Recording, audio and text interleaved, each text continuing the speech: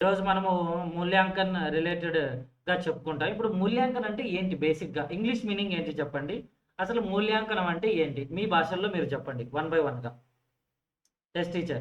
मूल्यांकनము मूल्यांकन का इतिहास से संबंधित हम यहाँ पर दी गई है। प्राचीन भारत में क्या कहा, गुरुकुलों में प्रवेशों के लिए द्वार पंडित द्वारा मौखिक जांच किया जाता है। मौखिक जांच जांच टेस्टिंग। नेक्स्ट सार्वजनिक मंच पर भाषण और శాస్త్రార్థ డిబేట్స్, శాస్త్రార్థ అంటే డిబేట్స్ పెట్టేవాళ్ళు. అంటే మనం ఎంతవరకు సబ్జెక్ట్లో ఎక్స్పర్ట్ అనేది తెలుసుకోవడానికి డిబేట్స్ లాంటివి కూడా పెట్టేవాళ్ళు అనమాట. నెక్స్ట్ రోమ్ తథా యునాన్ మే మౌఖిక ప్రశ్న పద్ధతి కా ప్రయోగ్. ఇక్కడ రోమ్, యునాన్ ఆ ప్రాంతాలలో మౌఖిక ప్రశ్న పద్ధతి. ఏ పద్ధతి అండి? మౌఖిక ప్రశ్న పద్ధతి. Wait 1 second.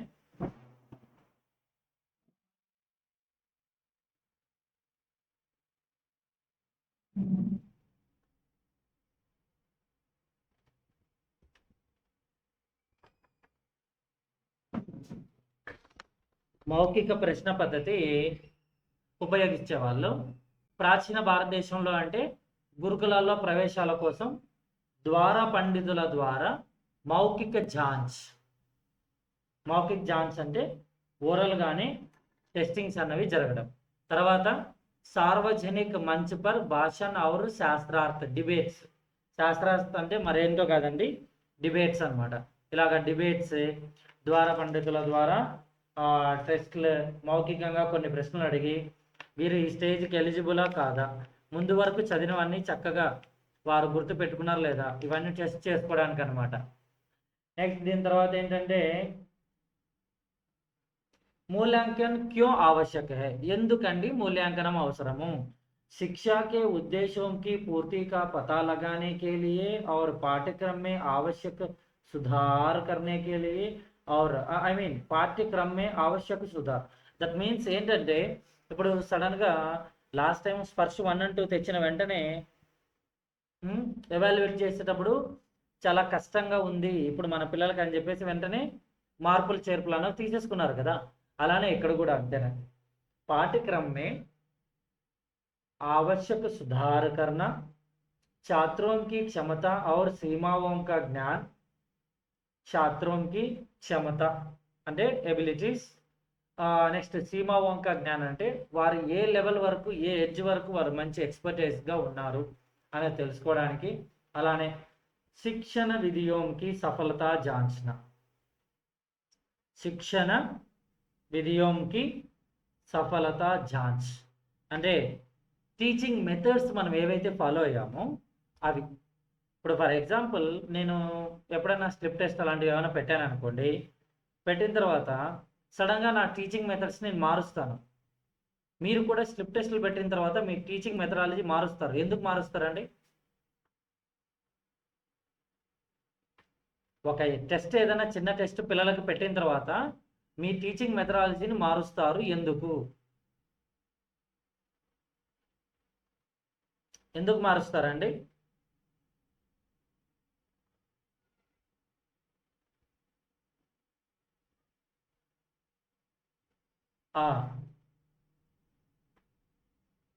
సుధార్ లానే కే లియే అంటే మనకి ఏవైనా కొన్ని మార్పులు చేర్పులు అటు ఇటుగా చేయడానికి. సార్ అంతేనా? నెక్స్ట్ ఇంకా ఒకరేనా ఆన్సర్ ఇచ్చేది? మిగిలిన వాళ్ళు ఎవరు ఆన్సర్ ఇవ్వడానికి లేరా అండి?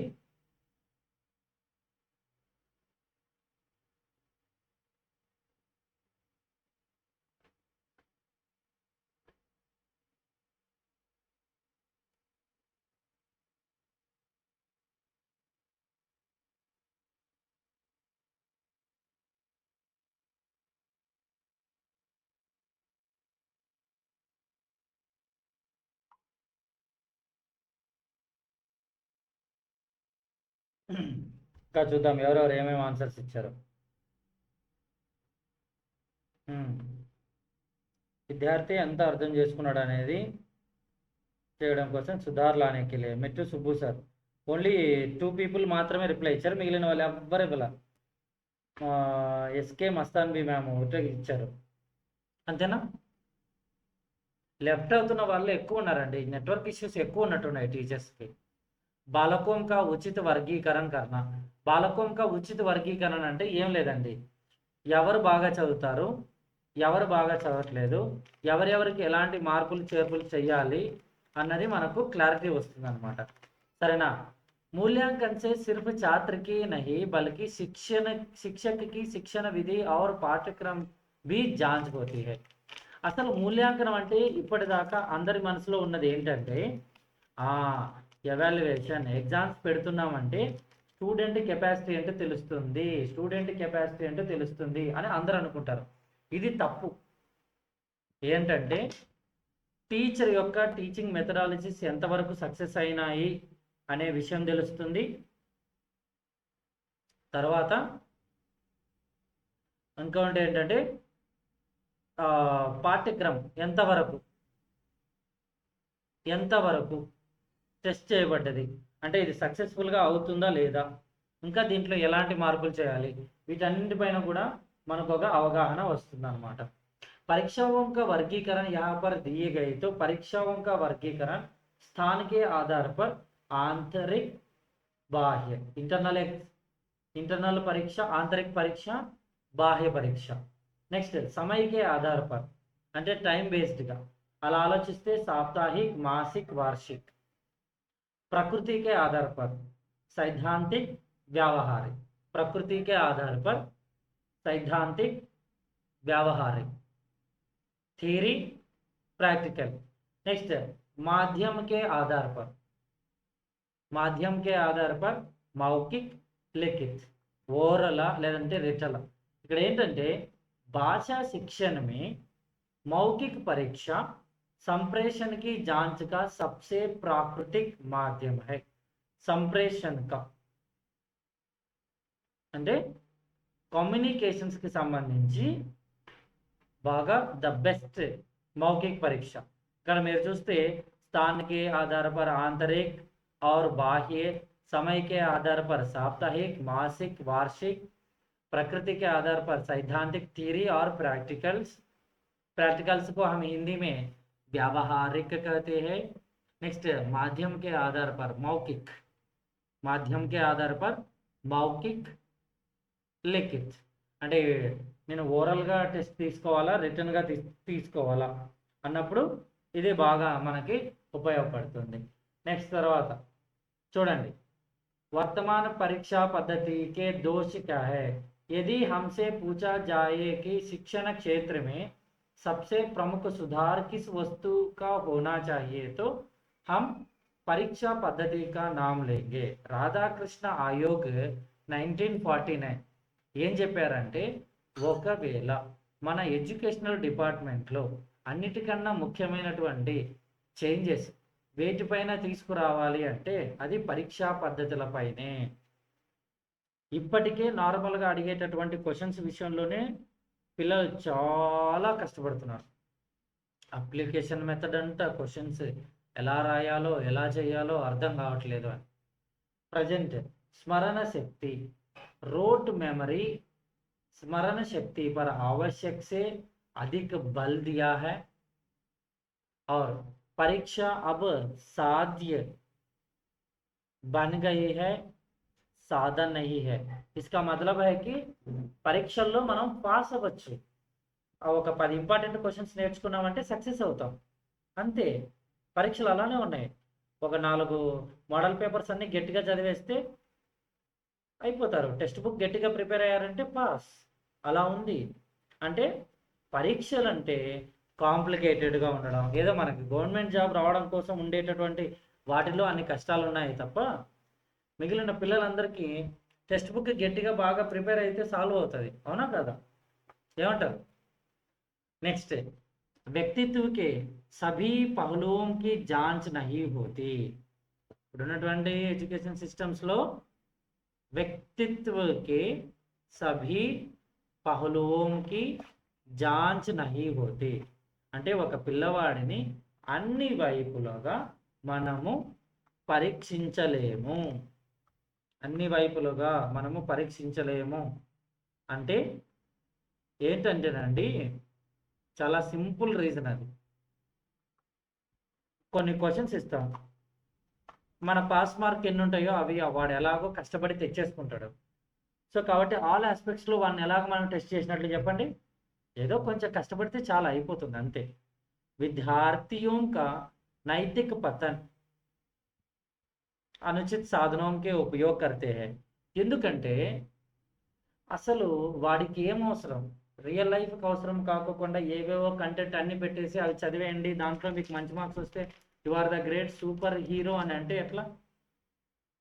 పిల్లలు అవన్నీ హ్యాండిల్ చేయలేక ఒక్కొక్కసారి తప్పులు చేసుకుంటూ వెళ్ళిపోతారు అనమాట. తప్పులు చేసుకుంటూ వెళ్ళిపోతారు. సో కాబట్టి పిల్లలు చీటింగ్ చేసే ఛాన్సెస్ ఎక్కువ ఉంటాయి.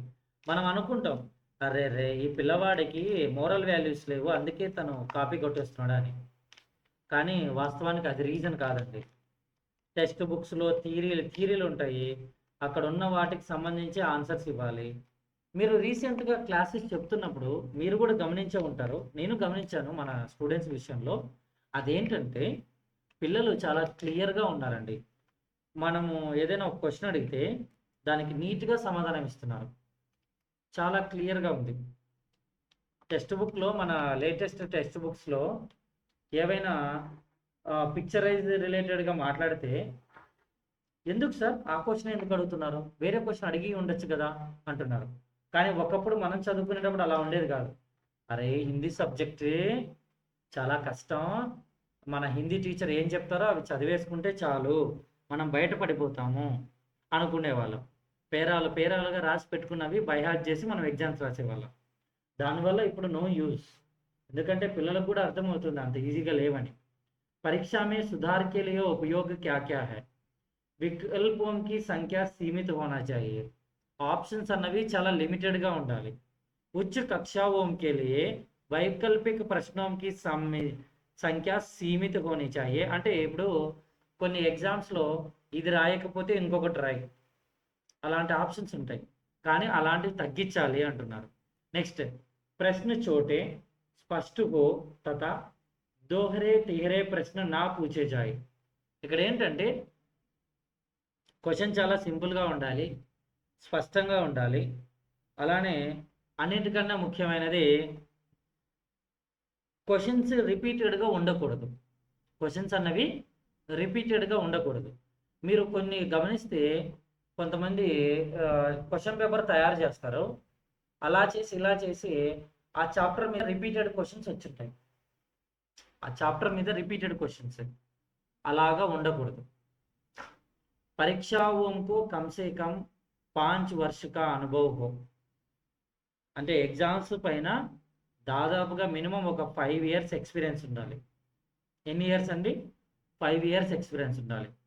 బాహ్య పరీక్షాయే కమ్ హో ఆంతరిక్ అభిలేఖో, దట్ మీన్స్ ఇంటర్నల్ కో ఆధార్ బనాయే జాయే.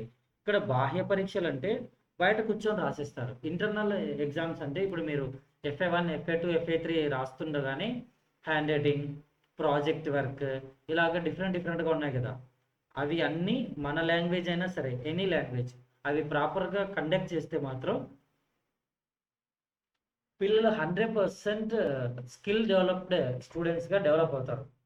కానీ ప్రజెంట్ అలాంటి పరిస్థితులు చాలా తక్కువ ఉన్నాయన్నమాట.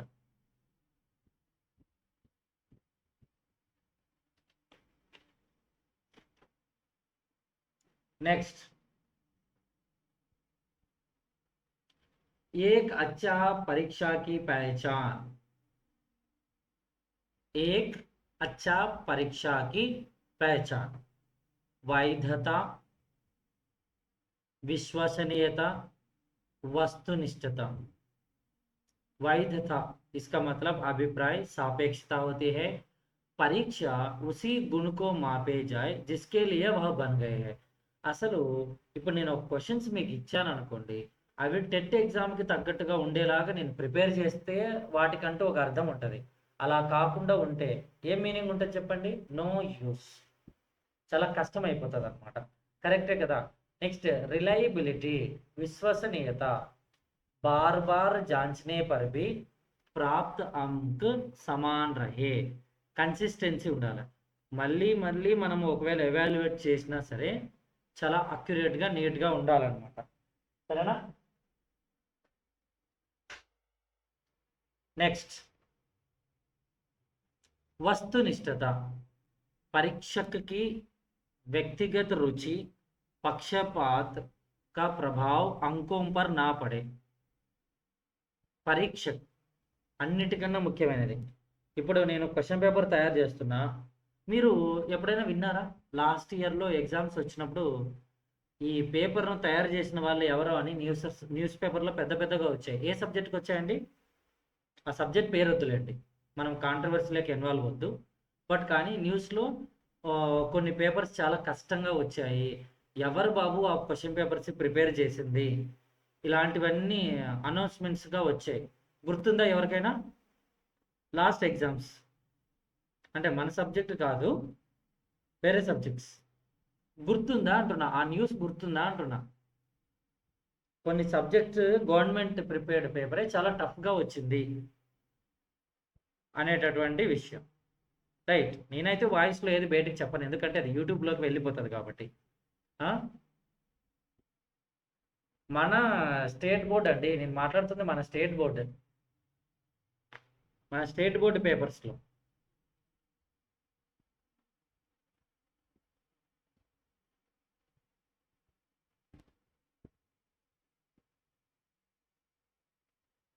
ఇక్కడ ఏంటంటే ఎట్టి పరిస్థితుల్లోనూ క్వశ్చన్ పేపర్ తయారు చేస్తున్న వారి యొక్క ఇంపాక్ట్ అందులో పడకూడదు.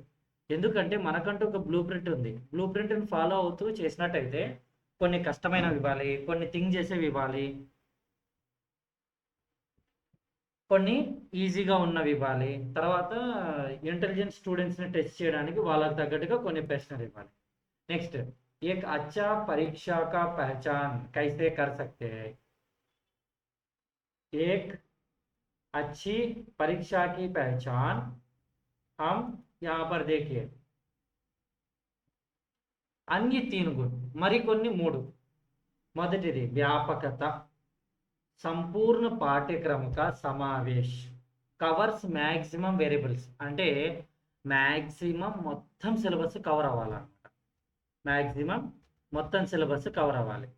ఇప్పుడు ఒకవేళ కొన్ని చాప్టర్స్ పూర్తిగా ఇవ్వలేదనుకుందాం, ఒకవేళ ఇవ్వకపోతే ఏమవుతుందండి?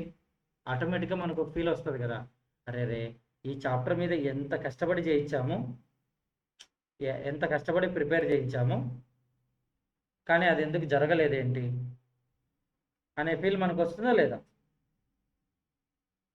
ఏమంటారు టీచర్స్? ఖచ్చితంగా వస్తుంది. కంప్లీట్ సిలబస్ కవర్ అవ్వకపోతే ఖచ్చితంగా ఆ ఫీల్ అన్నది వస్తుంది. నెక్స్ట్, विभेदीकरण, डिस्क्रिमिनेशन, उच्च और निम्न योग्यता वाले छात्रों में स्पष्ट अंतर कर सके. ఇక్కడ ఏంటంటే ఇప్పుడు మనం క్వశ్చన్ పేపర్ తయారు చేస్తున్నాం, బ్లూ ప్రింట్ వాడతాను అని చెప్పేసి అన్ని క్వశ్చన్ టైప్స్ కూడా చాలా ఈజీగా ఉంటే క్లాస్లో బ్రిలియంట్ స్టూడెంట్ని ఎలాగ చూడగలం, క్లాస్లో వీక్ స్టూడెంట్ని ఎలా ఐడెంటిఫై చేయగలం చెప్పండి? సో మనం ఫిల్టరైజేషన్ చేయడానికి తగ్గట్టుగా నీట్గా ఉండాలి. जो परीक्षा रटने वाले समझने वाले छात्रों को अलग ना कर सके उसमें విభేదీకరణ का अभाव होता है. ఇక్కడ ఏంటంటే ఒక డల్ స్టూడెంట్ ఆ రోజు ఎక్కువ మార్క్స్ తెచ్చుకున్నాడు, ఒక కష్టపడే స్టూడెంట్ అదే మార్క్స్ తెచ్చుకున్నాడు. ఇమ్మీడియట్గా ఆ క్వశ్చన్ పేపర్లో ప్రాపర్గా ఫిల్టరైజేషన్ లేదు అని అర్థం. నెక్స్ట్, ఉపయోగిత, आयोजित करने में सरल, कम खर्चीली और व्यावहारिक होना चाहिए. आयोजित करने में सरल, कम खर्चीली అంటే తక్కువ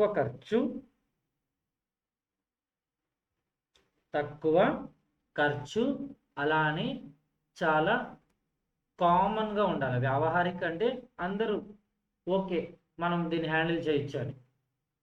నెక్స్ట్, नवीन वस्तुनिष्ठ परीक्षाएं, पूर्ति परीक्षण, रिक्त स्थानों की पूर्ति करना, उन स्थानों में सही उत्तर लिखना, तथ्यों की जांच అంటే ఫ్యాక్ట్ ఎగ్జాక్ట్గా ఏమి తెలుసు ఇతనికి. ఇప్పుడు మీకు option A, option B, option C, option D ఇచ్చామనుకోండి, మీరు జస్ట్ టాస్ వేసి కూడా ఏ బి సి డి అని అలాగా టైప్ చేసి కూడా మీరు మీ పని చేసేస్తారు. సో కాబట్టి మనకు తెలియదు. సో ఫ్యాక్ట్ ఒక పర్సన్కి తెలుసా తెలియదా, ఆ ఫ్యాక్ట్ అన్నది చేయడం తెలుసుకోవడానికి. సత్య అసత్య పరీక్ష है ट्रू और फॉल्स सही गलत कथन का चुनाव के लिए।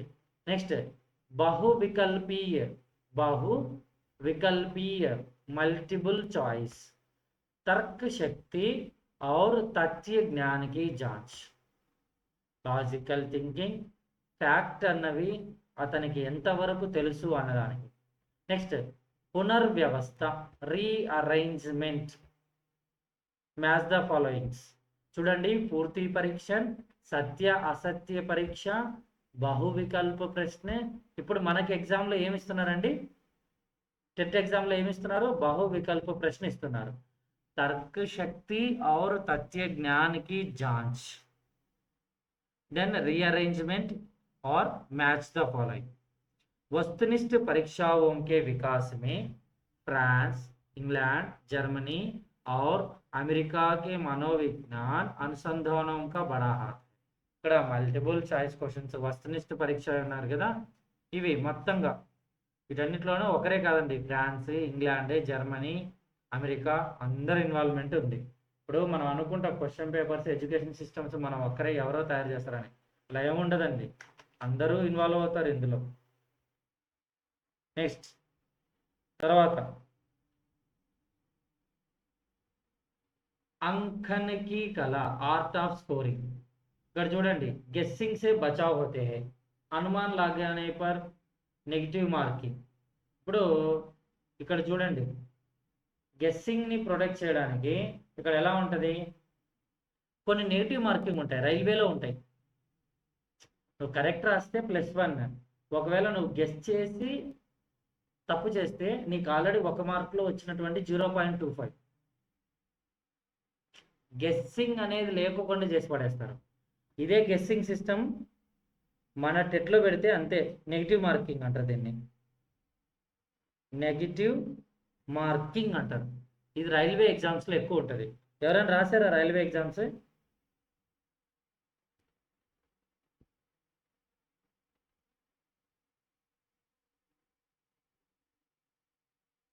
ఎవరైనా రైల్వే ఎగ్జామ్స్ రాశారా? నెగిటివ్ మార్కింగ్ ఎక్కువ ఉంటాయి అక్కడ కదండి. ఒకవేళ తప్పు అయితే తప్పు, మళ్ళీ దాంట్లో కొంచెం యాడింగ్, ఇలాంటివి కొంచెం రిస్క్. नेक्स्ट निबंधात्मक अंकन उत्तम, मध्यम, साधारण। यहाँ पर उत्तर पुस्तिकाओं को पहले 3 समूहों में बांटकर चेक करना चाहिए। यहाँ पर देखिए हमारे लिए शिक्षा शास्त्रियों के अनुसार समारोपण अच्छा, 60% से अधिक पास अच्छा परिणाम। ఇప్పుడు దాదాపుగా మనము గెస్సింగ్స్ని అవాయిడ్ చేయడానికి నెగిటివ్ మార్కింగ్ ఇవ్వడము, లేదు ఎస్ఏ క్వశ్చన్స్ అలాగే ఇచ్చినప్పుడు వాటికి తగ్గట్టుగా పిల్లలు రియాక్ట్ అవ్వడం. It's not at all easy thing, right? Next చూడండి, పరిణామ కా విశ్లేషణ, మీన్ వర్సెస్ మీడియం. ఈ చాప్టర్ కొంచెం జాగ్రత్తగా వినండి, తప్పదు, కొంచెం కన్ఫ్యూజ్, మ్యాథ్స్ యాడ్ అయినట్టుగా ఉంటుంది. యావరేజ్ కుల్ అంకోం కా యోగ్ ఛాత్రోం కి సంఖ్య, మొత్తం మన సబ్జెక్ట్స్లో యావరేజ్ ఎలా తీస్తారండి? మీరు మార్క్ షీట్స్ అన్ని రెడీ చేస్తుంటారు కదా, యావరేజ్ ఎలా తీస్తారు? యావరేజ్ ఎలా తీస్తారు మీరే చెప్పండి, ఎవరో ఒకరు.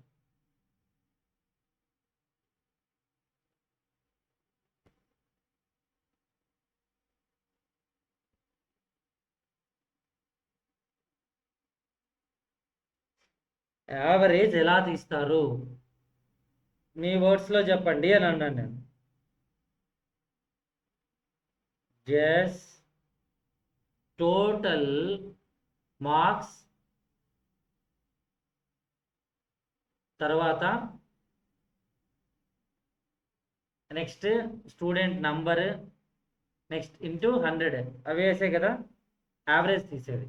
మరి మీడియం అంటే अंकों की క్రమానుసార్ लगातार बिल्कुल बीच का अंक निकालना అంటే मैक्सिमम ఈ రేంజ్ లో यह कक्षा के सामान्य स्तर को जानने की सबसे उत्तम विधि है మధ్యాంక్ అంటే ఈ మధ్యాంక్ అనేది ఏంటంటే ఓవరాల్గా ఎక్కువగా ఎన్ని మార్క్స్ వచ్చాయి అని యావరేజ్ అంటే ఓవరాల్గా ఎంతమంది పాస్ ఇప్పుడు ఏమవుతుందంటే ఒకవేళ ఫర్ ఎగ్జాంపుల్ షరీఫ్ ఉన్నిషా మ్యామ్ క్లాస్లో ఒక 30 మంది పిల్లలు అన్నారు అనుకుందాం.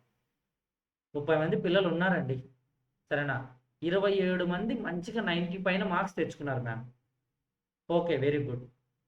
అయితే సడన్గా total number of students present అయినటువంటి స్టూడెంట్స్ వీటిలో చాలా తేడా వస్తుంది కదా. సడన్గా ఒక్కరో ఇద్దరో ఫెయిల్ అయితే మొత్తం మీ యావరేజ్ అంతా కిందకి వచ్చేస్తుంది. ఎవరో ఇప్పుడు కొంతమంది బాగా కష్టపడి 90 తెచ్చుకున్నా ఇక్కడ కంప్లీట్గా లో మార్క్స్ ఉన్న వాళ్ళు మనలో ఉండడం వల్ల కంప్లీట్గా వెళ్ళిపోతుంది. ఆ గుడ్ విల్ అంతా వెళ్ళిపోతుంది. ఎంత కష్టపడినా లాభం లేదనిపిస్తుంది. కానీ మీడియం అలా ఉండదు. ఉత్తమ విధి, बेस्ट मेथड कक्षा के सामान्य स्तर जनरल स्टैंडर्ड को ज्ञात करने के लिए सबसे उत्तम विधि मध्यांक मीडियन మధ్యాంకాన్ని తీసుకోవడం. ఎలాగా? अंकों को क्रमानुसार लगाकर बिल्कुल बीच का अंक निकलना. మ్యాక్సిమం మొత్తం అందరి మార్క్స్ తీసుకొని కామన్గా అన్నింటికి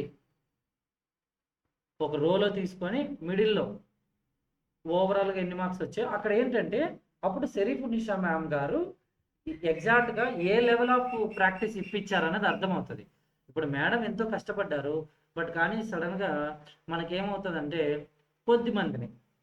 కొద్దిమంది స్టూడెంట్స్ స్కోర్ చాలా తక్కువ వస్తే మీ టీంలో 90 పైన వచ్చిన వాళ్ళ ద్వారా వచ్చిన మీ మంచి పేరంతా యావరేజ్లో కొట్టుకుపోతుంది. ఎందుకంటే యావరేజ్ చాలా తక్కువ వస్తుంది కదా. Number of present students but marks are very less. And total మార్క్స్కి ఇంటూ 100 చేసినప్పుడు ఆటోమేటిక్గా యావరేజ్ అనేది మారిపోతుంది. సో కాబట్టి కొంచెం ఆలోచించాల్సి ఉంటుంది. పరిణామంకి పరిసీమ క్లాసిఫికేషన్ ఆఫ్ మార్క్స్. ఇక్కడ చూడండి 0 to 21 అనుత్తూర్ని అంటే మన హిందీలో పాస్ అనుకోవచ్చు, బట్ కానీ మన పుస్తకాల్లో ఉన్నవి మనం చెప్పుకుంటాం. 21 to 40 కమ్జోర్, 41 to 60 సంతోషజనక్, 61 to 80 ఉత్తమ్, నెక్స్ట్ 81 to 100 అతి ఉత్తమ్, 81 to 100 outstanding, next 61 to 80 ఉత్తమ్, 41 to 60 సంతోషజనక్, నెక్స్ట్ 21 to 40 కమ్జోర్ వీక్, నెక్స్ట్ 0 to 21 అనుత్తీర్ణ అంటే ఫెయిల్డ్. ఇక్కడ హిందీకి మనం తీసుకోవచ్చు. హిందీకి మనకి పాస్ మార్క్స్ చాలా తక్కువ కదా. ఇప్పుడు ఎవరు పాస్ మార్క్స్ మీద ఆధారపడి ఉన్న వాళ్ళు లేరులేండి, పిల్లలు బయటకు వచ్చేస్తున్నారు. నెక్స్ట్ 41 to 60కి శ్రేణి సంతోషజనక్ అంటే 41 to 60 ఓకే సంతోషించవచ్చు. కానీ 61 to 80 ఎక్సలెంట్ గుడ్ అంట. మ్యాక్సిమం మనకు టార్గెట్ ఎప్పుడు 81 to 100 ఇస్తారు. అలా మీరు మంచి స్కోర్ తెప్పిస్తేనే అదొక వాల్యూ అనమాట. నెక్స్ట్ వైధత వర్సెస్ విశ్వసనీయత. ఇక్కడ ఈ రెండింటికి కొంచెం తేడా చూడండి. వైధతాకి విశ్వసనీయతకి यहाँ पर कुछ बार हर बार एक ही गलत वजन दिखाई देते हैं. यहाँ पर విశ్వసనీయత అంటే పేపర్ ఎన్నిసార్లు కరెక్షన్ చేసినా అంతే స్కోర్ రావాలి. బట్ కానీ వైద్యతలో అలా ఉండదు, ఒక్కొక్కసారి తేడాగా ఉంటుంది అనమాట. Next వస్తునిష్టత versus వ్యాపకత. వస్తునిష్టత అంటే ఆబ్జెక్టివిటీ, వ్యాపకత అంటే నో పర్సనల్ బయాసెస్. ఇక్కడ చూడండి కాంప్రిహెన్సివ్నెస్ కవర్స్ ఫుల్ సిలబస్, మొత్తంగా అన్నీ వస్తున్నాయో లేదా, వీటన్నిటికీ తేడాలో ఒకసారి మనం చూసుకోవాల్సి ఉంటుంది. నెక్స్ట్ ఔషధ్ వర్సెస్ మధ్యాంక్. औसत పోల్చుకుంటే मध्यांक इज द बेस्ट. औसत भ्रामक हो सकता है, मध्यांक सबसे उत्तम होता है. यहाँ पर देखिए ये टिप्स की जरूरत इतना हमके लिए नहीं होगा. नेक्स्ट ये भी हमको राधा कृष्ण आयोग ने शिक्षा के क्षेत्र में सबसे प्रमुख सुधार किसे माना है? परीक्षा पद्धति सुधार लाने के लिए। नेक्स्ट, यदि परीक्षा बार बार समान अंक दे तो उसमें क्या होता है? विश्वसनीयता। भाषा की निष्पत्ति परीक्षा वैध मानी जाएगी जब वह भाषा की ही निष्पत्ति का प्रतीक हो तो वह वैध मानी जाती है। नेक्स्ट, जो परीक्षा होशियार और कमजोर में अंतर ना कर सके, जो परीक्षा होशियार और कमजोर में अंतर ना कर सके, విభేదీకరణ या అభావ్। यहाँ पर మనకు ఎవరు వీక్, ఎవరు బాగా ఇంటెలిజెంట్, ఇవన్నీ మనం ఐడెంటిఫై చేసే అంతగా ఆన్సర్ మార్క్స్ లేకపోతే చాలా కష్టం. ఇప్పుడు క్వశ్చన్ పేపర్ అందరికీ కామన్గా ఈజీగా ఉండేలాగా ఉంటే మనం అంత ఎగ్జాక్ట్గా ఎవరిని గెస్ చేయలేమండి, కష్టమైపోతుంది, రైట్.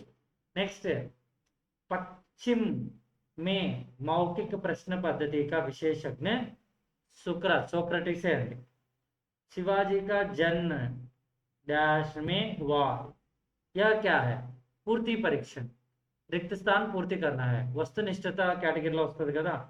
कक्षा का सामान्य स्तर ज्ञात करने के लिए उत्तम विधि, ఓవరాల్ గా మీడియం తీసుకోవడానికి మధ్యాంక్ మీడియన్ ఇదే బెస్ట్ అన్నమాట. नेक्स्ट, 41 to 60 अंक प्राप्त करने वाले छात्र का वर्ग संतोषजनक according to our text books.